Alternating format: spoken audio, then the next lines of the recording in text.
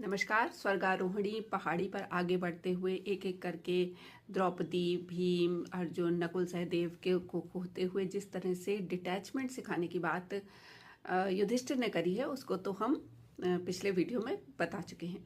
अब बात आती है कि जब युधिष्ठिर वहाँ पर एकदम चोटी पर पहुँच जाते हैं और ये हो जाता है कि ये तो मतलब अब ये स्वर्ग जा सकते हैं सशरीर, तो उनको फिर उनका एक टेस्ट लिया जाता है। टेस्ट लिया जाता है कि उनके साथ जो कुत्ता पीछे पीछे चला आ रहा है, उसके लिए कहा जाता है कि तुम तो जा सकते हो लेकिन ये कुत्ता नहीं जा सकता।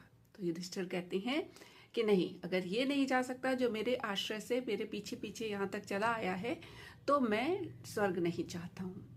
तो यहाँ पर वो उस टेस्ट को पास करते हैं, क्योंकि वो जो श्वान है वो बाद में उनके पिता यमराज ही निकलते हैं। तो इस तरीके से ये टेस्ट को पास करते हैं कि जो हमारे आश्रित है, जो हमारे सहारे चला आ रहा है, हम उसको छोड़ करके स्वर्ग की भी यात्रा करने के लिए मना कर सकते हैं, और यही धर्म है।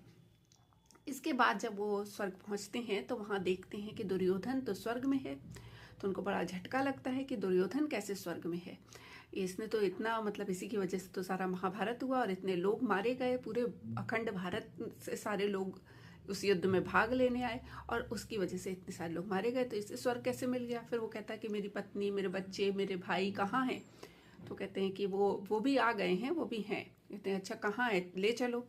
तो वो उनको ले चलते हैं। जैसे ही ले चलते हैं तो देखते हैं कि वहाँ तो बहुत ही दुर्गंध भरा मार्ग है, कहीं बदबू आ रही है, कहीं पे कढ़ाई में लोग जो है वो तले जा रहे हैं, कहीं पर जो है लोगों को पेड़ पे लटका के काटा मारा जा रहा है। तो बहुत घबराहट होती। तो कहते हैं अगर आपको घबराहट हो रही है तो आप जो है लौट जाइए। तो वो लौटने लगते हैं, तब तक उन्हें अपने पत्नी की और बच्चों की और भाइयों की आवाज़, नहीं भैया आप नहीं जाइए, आपको देख के हमें थोड़ा सा यहाँ आराम मिल रहा है, आप मत जाइए। तो कहते हैं कि देखते हैं तो वहाँ सब उनके परिवार खड़ा हुआ है। कहते हैं कि फिर मैं तो यहीं रहूँगा। तो कहते हैं नहीं, आपको तो स्वर्ग में रहना है। कहते हैं नहीं, जब मेरे भाई और बंधु यहाँ हैं, मेरी पत्नी बच्चे सब यहाँ हैं, तो मैं स्वर्ग में कैसे जा सकता हूँ। तो फिर इस परीक्षा में पास हो जाते हैं, क्योंकि स्वर्ग तो परिवार से ही होता है, परिवारजनों से ही होता है। तो वो त्याग करते हैं कि ऐसा स्वर्ग भी नहीं लेना जहाँ मेरे परिवारजन जो मेरे प्रति इतने प्रेमिल रहे हैं, उनको छोड़ करके अगर मुझे स्वर्ग भी लेना पड़े तो मैं नहीं लूँगा।